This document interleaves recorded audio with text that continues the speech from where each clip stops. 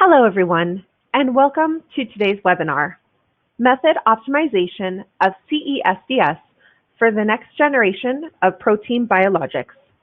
I'm Alexis Krause of LabRoots, and I'll be your moderator for today's event. Today's educational web seminar is presented by LabRoots and sponsored by SCIEX. To learn more about our sponsor, please visit sciex.com. We encourage you to participate today by submitting as many questions as you want at any time you want during the presentation. To do so, simply type them into the Ask a Question box and click Send. We'll answer as many of your questions as we have time for at the end of the presentation. You may also submit any technical issues here as well if you have trouble seeing or hearing the presentation. I'd like to now welcome our speakers, Dr. Steve Locke, Biopharma EMEA Marketing and Market Development Manager, SCIEX, and a scientific advisor at the University of Pananoia, and Marcus Heinl, Field Applications Specialist for CE, SCIEX CE, and Biopharma EMEA. Steve, welcome. You may now begin your presentation.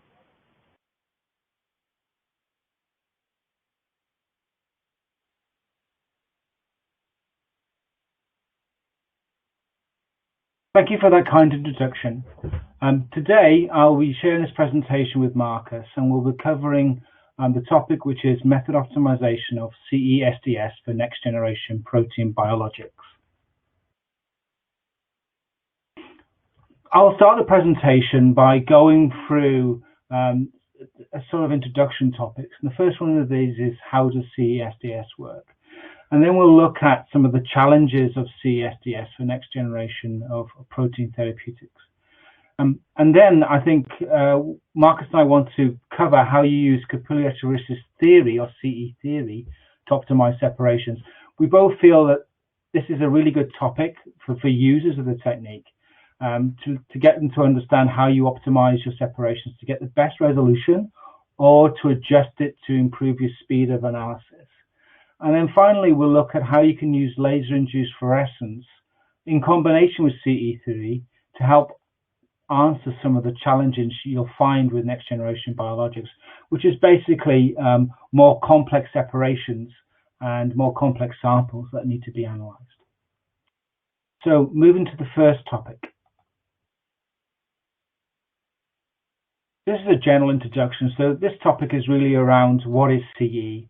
And CE really it stands for capillary electrophoresis, and it's the separation of proteins based on their size and size. And here you can see a sort of cartoon of how CE works. So on the left and right hand side, you see beakers. These correspond to buffer vials, effectively, which contain electrolytes. And what you do is you apply a voltage across the circuit, which is made when you have a separation capillary fitted in both of these buffer vials, and you apply a voltage to two electrodes, one in the cathode end and one in the anode end. This produces a circuit. And if you fill the vial then with a background electrolyte or a gel, you can then separate your proteins across the capillary. You'll see that sort of 2/3 down the capillary, you see the window or the detector. And the detector can change depending on the assay you're running. Often you'll use UV or diode array detection systems, but in this talk we'll also discuss using laser-induced fluorescence and some of the benefits that gives you in the separations. So CE really is sort of separating not only proteins but also other types of molecules based on their charge and size.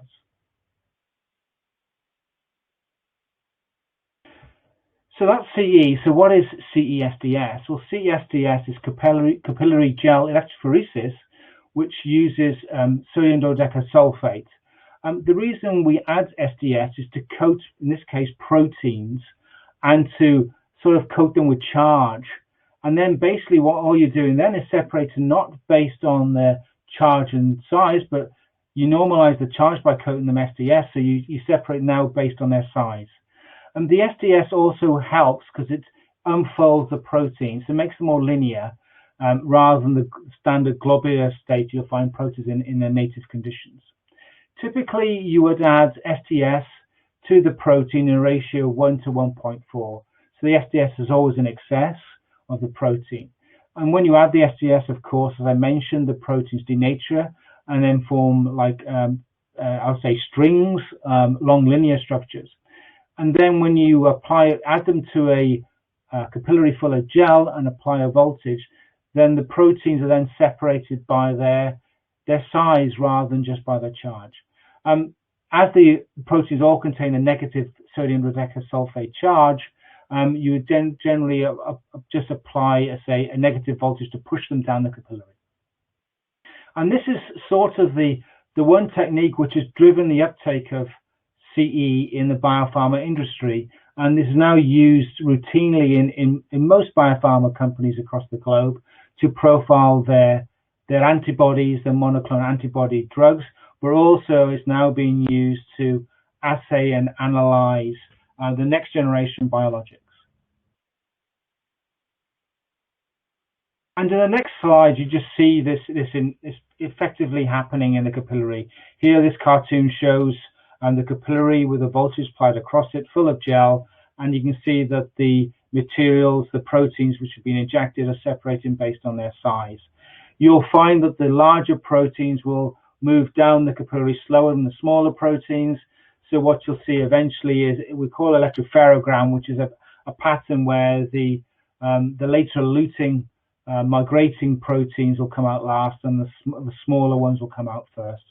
And I say this is used routinely in the biopharma industry for profiling monoclonal antibodies, as well as proteins like erythropoietin.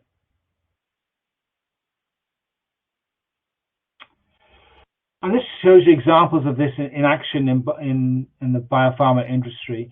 And I mentioned erythropoietin, and this is shown on the top example here. So you look at the top, and what you'll see on the left-hand side is basically an example of a plate or a gel electrophoresis plate where the proteins are separated.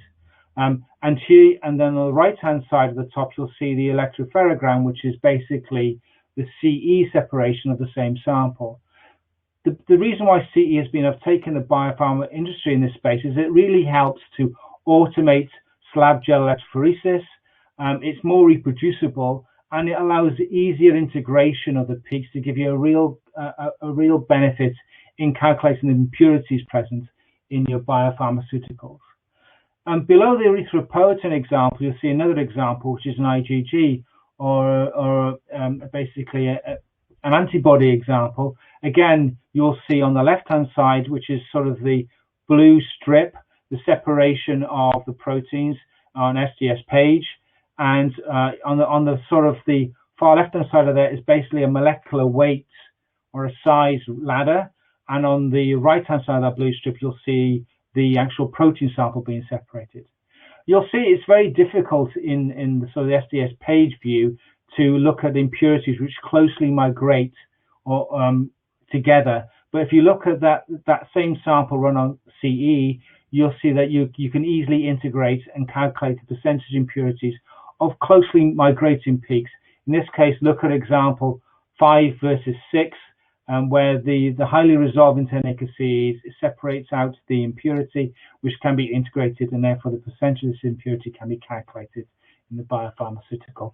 And this is one of the reasons why this technique has been uptaken now by the biopharmaceutical industry, and why it really is now replacing SDS page in most labs. So what are the challenges of using CE-SDS with the next generation protein drugs? Some of these challenges are listed on this slide. I think one of the biggest challenges really is that some of these next generation drugs are often in lower concentrations than traditional monoclonal antibodies. And this means that you have a demand to increase the sensitivity of the assay.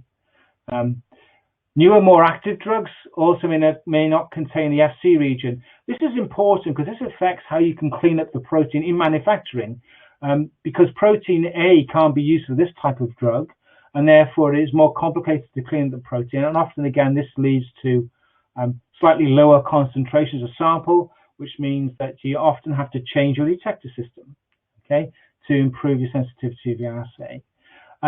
Often, newer samples come in more complex buffer systems in order to maintain their stability. Again, this can affect the separation sometimes. So you want to often dilute away the matrix with the sample to reduce its effect on separations. And as your modalities of protein constructs get more complicated, then the electropherograms also get more complicated. So you have to increase the resolution to get improved separation and detection of the impurities. And again, to be honest, time is money, so there's always a demand to improve throughput, but ideally not losing the resolution you achieve from the longer runs. So again, we can see from the industry there's a demand to increase speed.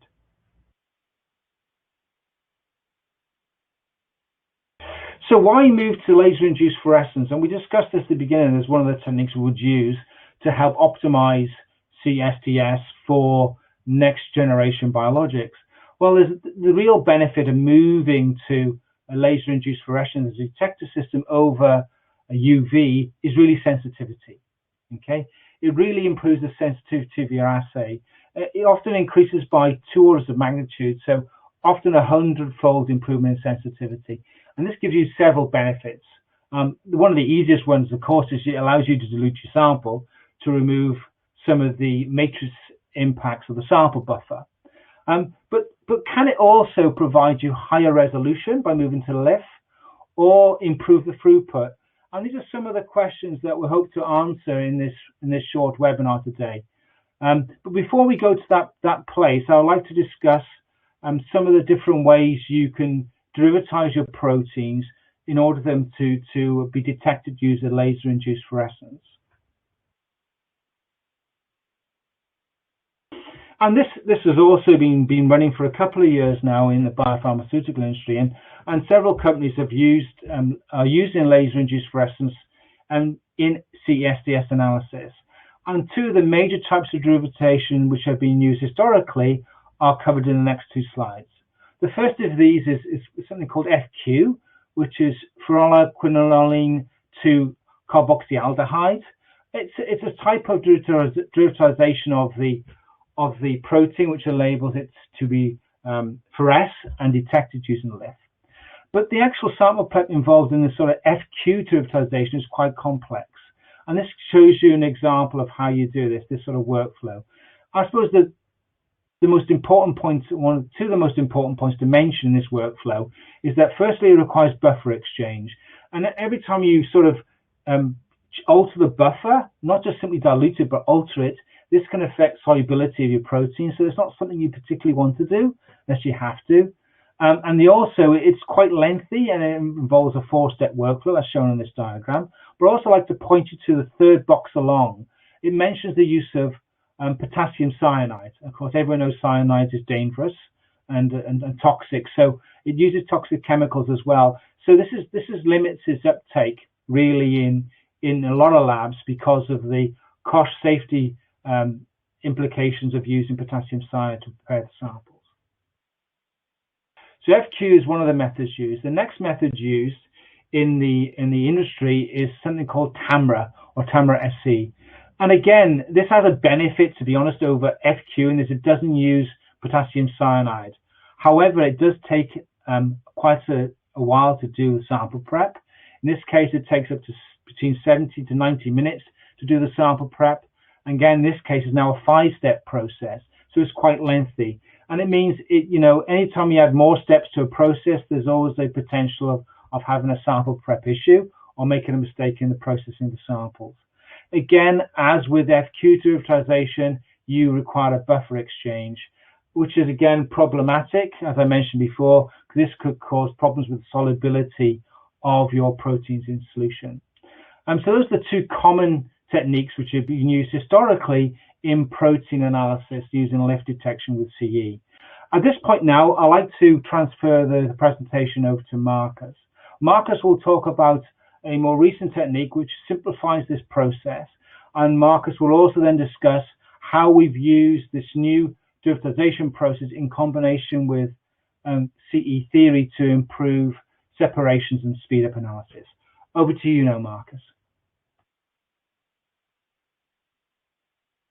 Thank you, Steve, for getting us to the point of this presentation. So as Steve mentioned, I would like to introduce to you a new workflow, which is basically using the Chromeo P503 dye. This is a beryllium-based dye which binds to the primary amines of the antibody or protein itself. As you see with the flow chart, basically what it does, it takes your well-known gold standard CE-SDS workflow, everybody knows. So you take your sample, you add SDS sample buffer to it, reducing agent, in this case it's for an AAV, then you denature the protein by heat. And what is really nice about this workflow, you only have to add the dye by pipetting in the next step, heat the sample up again, and maybe finally dilute the sample to a proper concentration to get proper results. So it's a really easy to adopt workflow. As Steve introduced you before, it doesn't use potassium cyanide. You don't need to do the buffer exchange. There's also no centrifugation or other difficult steps involved. It's a straightforward pipetting process. And literally it takes you 25 minutes, really depending on how you set up your denaturing and labeling times. This workflow can easily be adapted from viral vectors over to influenza virus, to normal proteins, bispecifics, and whatsoever. So I would strongly recommend looking into this workflow since it overcomes all the issue we have seen before. So what does this workflow actually do once the protein is labeled with our separation? In this slide, you will see in the red trace the classic PDA separation of a monoclonal antibody with the system peaks up to around about 6 minutes. Then we have the 10 kilodalton standard in the middle, and then the degradation products up to 16 minutes roughly, which represents the antibody. This final sample concentration was around about 1 mg per mil. If you compare this trace with the blue trace underneath, which is the P503 labeled antibody, we actually have only 100 microgram per milliliter, still a really nice sensitivity. And what you actually get rid of are all the system peaks because they don't get labeled. Nevertheless, all the impurities are still visible, with the downside that you will see that the non-glycosylated intact antibody form isn't well separated compared to the PDA. So basically what we've shown here is that we achieve really nice sensitivity, even better than PDA, but with the downfall of the resolution. So what can we do to improve the resolution? First of all, we can actually choose the sample concentration. As I mentioned before, this was the 100 microgram per milliliter solution, but what happens if we dilute the sample even further down? In this picture here with this quite noisy trace in dark blue, this is even only 1 microgram per milliliter of protein. Really low concentrated, so really feasible for the really potent next generation biologics. The good thing is the resolution, as you clearly see here from the highest to the lowest concentration, isn't really affected by the sample concentration at all. So you benefit only by using less sample. The next point I would like to mention is the other beneficial sensitivity by you can actually inject less into your capillary. So what this does is you have less sample loading. Therefore, the volume and separation will be much, much better. As you see here, going from the left, only 5 seconds and at 25 psi, the resolution decreases, obviously, if you load more onto the capillary. So beneficial, what I've mentioned before, you are way more sensitive, so you can inject less, and therefore the resolution increases, in this case, for the non-glycosylated intact IgG form. So what else can we do to improve resolution? I have mentioned here, you can decrease the injection plug size. Next thing would be to implement basic CE theory. So if you increase the capillary length, obviously the separation will be better. As you clearly see here, going from the 10 centimeter separation length over in the middle to the 20 centimeter down to the 40 centimeter separation length. And this resolution, again, from the non-glycosylated intact form will improve tremendously, with the downside that the separation now takes 44 minutes instead of 20 or even 15 minutes for the 10 centimeter length. So how could we actually achieve now the last point Steve mentioned, getting better resolution, but also increasing the throughput? The idea behind this is now changing the viscosity of your actual CGE gel. By increasing the temperature and also increasing the voltage, you will decrease the viscosity and therefore your molecules travel faster through the capillary. In this case, as you see on the left side, these are our standard conditions, 15 kilovolts over different various capillary lengths, going from the 10 in orange to the 20 centimeter length in yellow to the green with the 40 centimeter. And obviously, as you have seen in the previous slide, the separation improves. The separation indeed improves even more if the capillary is heated up, so the gel is less viscous, as well as slightly decreased voltage to overcome peak broadening issues. Another good point to mention is that Andres Gutmann has also done some research on changing the capillary temperature to improve the resolution, so it's worthwhile to look in this tech note as well. So how do we add all the interesting parts I've mentioned before together? Comparing the standard 20 centimeter separation length with the standard temperature and conditions in the lighter green trace, the resolution with PDA detection is around 0.9. Implementing everything I've said before, so decreasing the injected amount, increasing the capillary temperature, decreasing slightly the voltage, as well as the capillary length itself, brings us to a separation which is only 15 minutes with almost the same resolution as before with the PDA detection. So you speed up your analysis by implementing the basic CE theory on this kind of assay.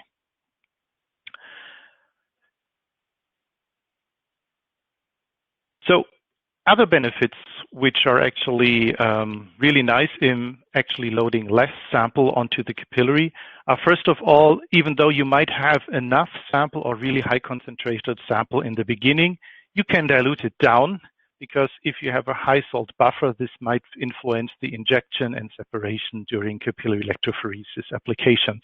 So just by diluting it down, you skip all the buffer exchange steps, which might be lengthy, also maybe alter the sample. The second point would be if you add less protein to your capillary, the capillary literally gets less dirty, and therefore you can also save some times in the acidic and basic washes, which we have also shown in a previous webinar on influenza vaccine viral profiling. So also worthwhile to look at this. This will now brings me to the end of my part as well. So to conclude, first of all, using the Chromeo dye chemistry for CS provides a really easy to use workflow, which really doesn't infect the protein profile. It also improves the sensitivity, obviously, to UV detection, as well as implementing CE theory, the resolution compared to the standard UV method. So what you will get here is a faster separation, maintaining the same resolution and increasing the sensitivity compared to standard UV methods. So for you, in your case, starting offers a really good starting point for developing methods for your next generation biologics.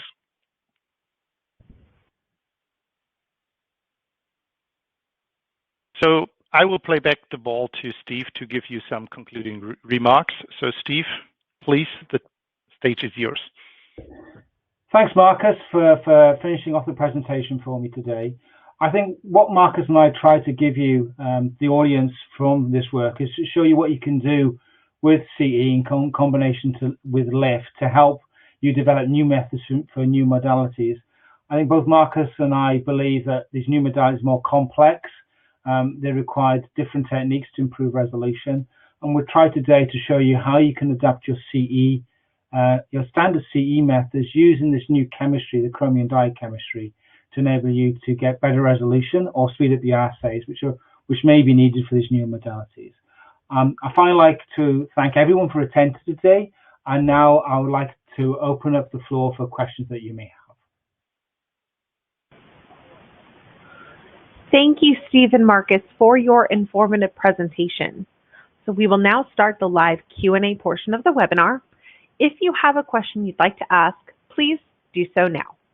Just click on that Ask a Question box located on the far left of your screen, and we'll answer as many of your questions as we have time for. So, let's get started. So Steve and Marcus, our first question. How long does it take to do the Chromeo dye derivatization? Marcus, you can ask that one first. Yeah, sure. So thank you, Alexis, for giving us the question.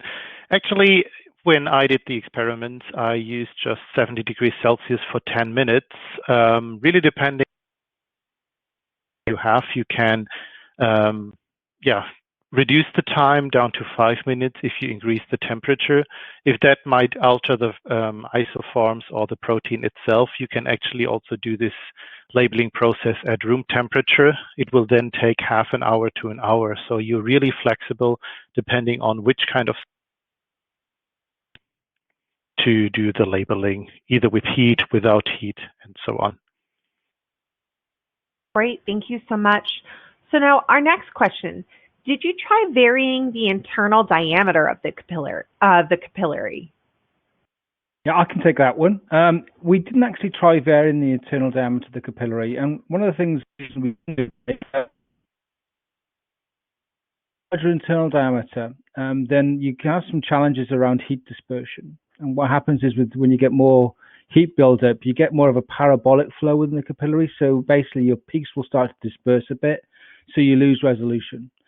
So we kept it down to about 50 microliters. If you go lower, say to a 25 or 30 microliter internal diameter, then you can be affected by loading amount. So we decided to stick with 50 as sort of an optimal point for doing this work.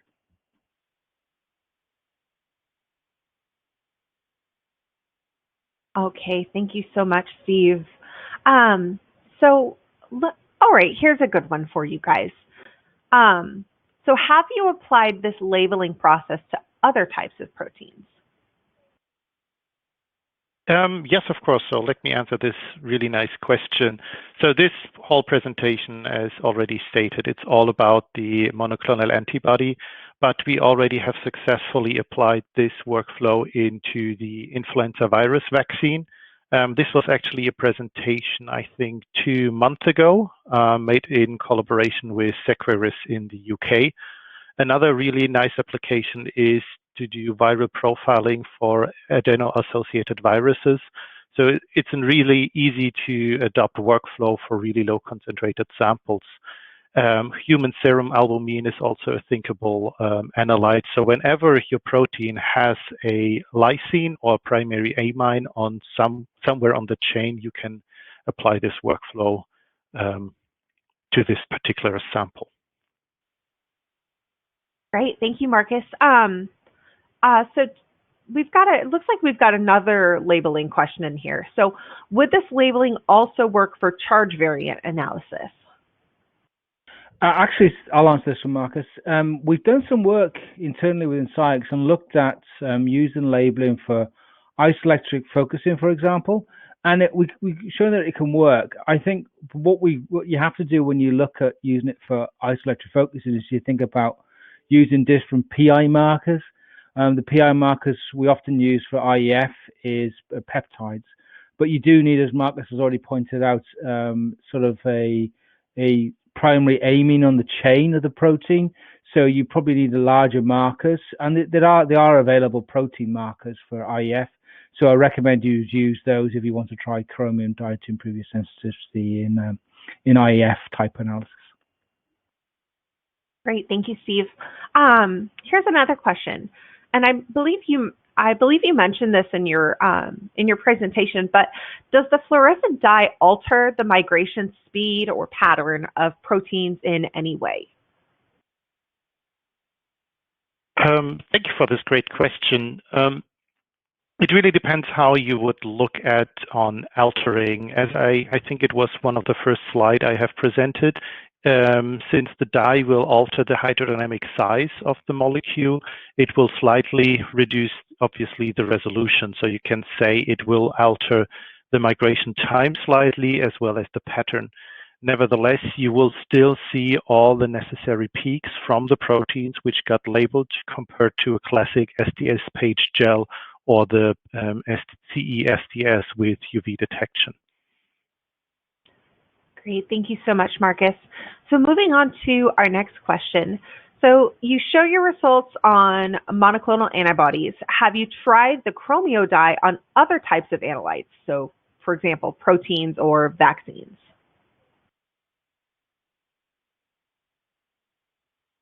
Yeah, I can answer that one.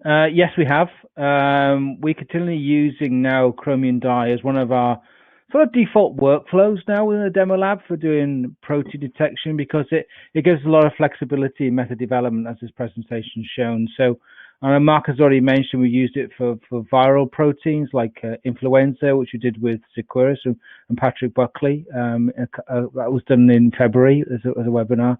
We've done it with adeno-associated viral proteins, and we've also done it, to be honest, with other proteins as well, smaller ones, down to below 20 kilodaltons. So we're continually now using it in to be honest, demonstrations and sample sets as we move forward. So we're trying it out now in nearly every sample set we get. Thank you so much, Steve. So we do want to remind our audience that any questions that we don't have time for today, will be answered via email by our speakers. So one question that we did get in, so for Steve and Mark, they're asking if the CE seminar about the glycan profile of the influenza virus is available online. And Steve, I believe this was a webinar that you did back in February, correct? Yeah, the webinar we did with Patrick Buckley is available online. It was done with yourselves, Alexis, with LabRoots. So that is available as an on-demand webinar now. It's where we use this sort of methodology to look at specifically viral proteins of influenza, which are used to give an idea of potency. So yes, that is available. We also have other availables that you can find on the website, and there's one specifically around glycan profiling, and we have several webinars which are available on demand from the SCIEX website on glycan profile. But the influenza one really is available for LabRoots, and it was done back in February. Great, thank you, Steve. And yes, just to follow up, including with this webinar, all LabRoots webinars are available on demand, so please feel free to sign up for those and take a look at Steve's other webinar with LabRoots. We want to thank again, Steve and Marcus, for your presentations and your time today. Do either of you have any final comments for our audience? Marcus, do you want to go first? Yes, so thanks everyone for your kind attention, and thank you for all these great questions. It seems that this workflow is quite an interesting one. So whenever you have questions around this workflow, also feel free to reach out to Steve or myself or to any other CCIEX associate, and we will certainly distribute it to the right person and help you with your future endeavors in your lab. Steve, please. Yeah, thanks, Marcus. Yeah, thank you very much, Marcus. Yeah, I'd like to thank everyone for attending today. It's great to have questions, and it really helps Marcus and I to improve your understanding of what we're trying to do at CCIEX. And as Marcus has mentioned, we're here to help at CCIEX. So if you have any questions around what we showed today around the workflow, because we tried here it's more educational to look at using CE theory to help you get better methods. We're happy to help. So if you have any questions related to what we showed today, or any questions in general around using CE, please don't hesitate to reach out to myself or Marcus or to people at CCIEX, and we'll hopefully be able to answer you. And again, thank you very much for attending today. Thank you again, Steve and Marcus, for your time today and your important research. We would also like to thank LabRoots and our sponsor, CCIEX, for underwriting today's educational webcast. Before we go, I'd like to remind the audience that this webinar can be viewed on demand. LabRoots will alert you via email when it's available for replay. And questions that we did not have time for today and those submitted during the on-demand period will be addressed by our speakers via the contact information that you provided at the time of registration. Thank you again for joining us. Stay safe, stay healthy. Bye-bye, everyone.